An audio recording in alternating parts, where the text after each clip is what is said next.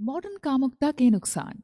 लेखिका यहाँ बता रही हैं कि जब भी मैं अपनी माँ से बात करती हूँ, उनका हमेशा यही कहना है कि एक शादी का रिश्ता तभी चल सकता है जब उसमें सहन शक्ति हो सकता है तुम सही हो, पर तुम्हें त्याग करना आना चाहिए। अपने रिश्ते के प्रति खुद को समर्पित कर देना चाहिए। अपने आप से पहले अपने पार्टनर की खुशी को आगे रखना चाहिए। मेरी माँ सदैव इस तरह से ही अपना रिश्ता निभाती आई हैं।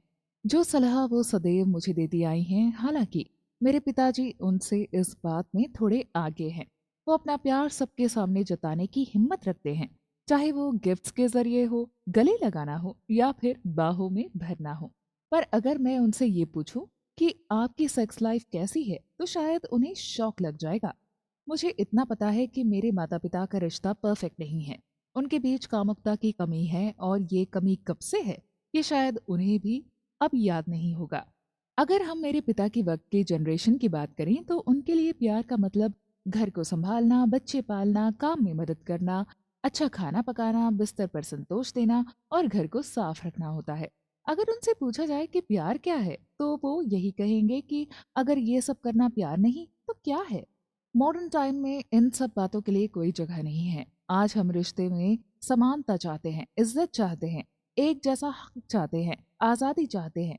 आज की जनरेशन सबसे पहले इन चीजों को ध्यान में रखती है, और शायद उसके बाद ही प्यार को, ना कि पहले की रिश्तों की तरह जहां शादी के बाद प्यार हो जाता था, या फिर प्यार बिना ही बस आप शारीरिक संतोष को प्राप्त कर लेते थे, जिसकी उम्र शायद बहुत ही कम रहती थी। एक वक्त के बाद आपके बीच ना प्यार रहता है और ना ही कामुकता। जितना चीज को पाना मुश्किल होगा, उतना ही उसको पाने की चाहत बढ़ती है।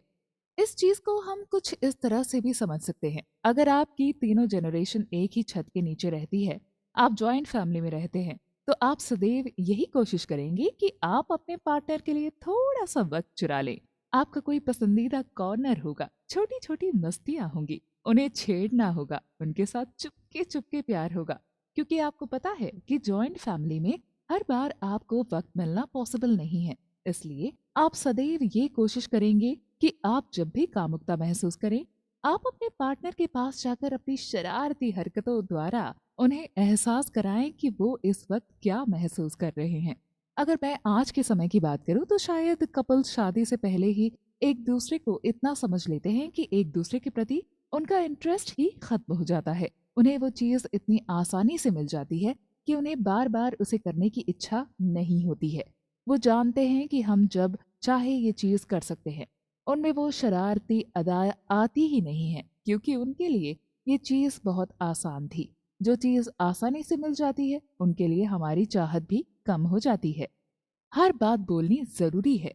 जैसे कि लेखिका ने हमें अपनी माँ के उदाहरण से बताया कि पहले महिलाएं त्याग और एडजस्टमेंट को ही प्यार समझती थी, लेकिन आज की महिलाएं ऐसा नहीं सोचती।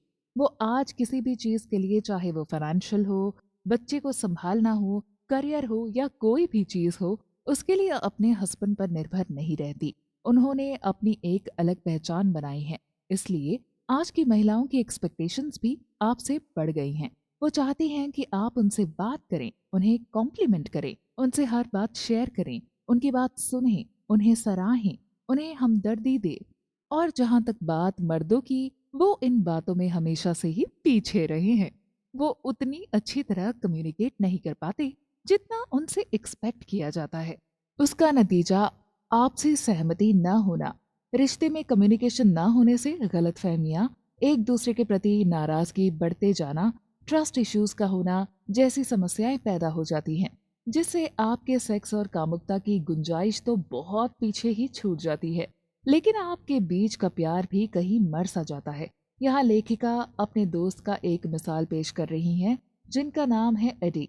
इनके कई सारे रिश्ते रह चुके हैं, लेकिन कोई भी रिश्ता कभी कामयाब नहीं गया।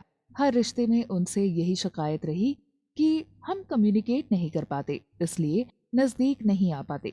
एडी अपने प्यार को, अपने वास्ता को, अपनी कामुकता को, अपने भाव को कभी सही ढंग से बाहर नहीं ला पाता, इसलिए उसका हर रिश्ता अधूरा ही रह जाता है। लेकिन जब वो नोरिको से मिला, तब ना तो नोरिको को इंग्लिश आती थी और ना ही एडी को जापानीज। फिर भी आज उनकी शादी को 12 साल हो चुके हैं। जब मैंने उनसे बात की, तब उनका एक ऐसा मंत्र मुझे पता चला जो शायद आप सबके लिए काम करेगा। उन्होंने मुझे बताया कि हर बात बताना जरूरी नहीं, आप उस चीज को अपने कामों के द्वारा भी जता सकते हैं।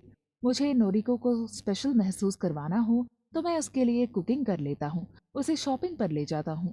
जब मैं उसके प्रति कामुकता और इच्छा को महसूस करता हूँ तो मैं उसके पास जाकर अपनी कामना को शांत करता हूँ, उसे बाहों में ले लेता हूँ, उसे प्यार करता हूँ, उसे कस के थामता हूँ, उसे ये एहसास करवाता हूँ कि वो मेरे लिए क्या है।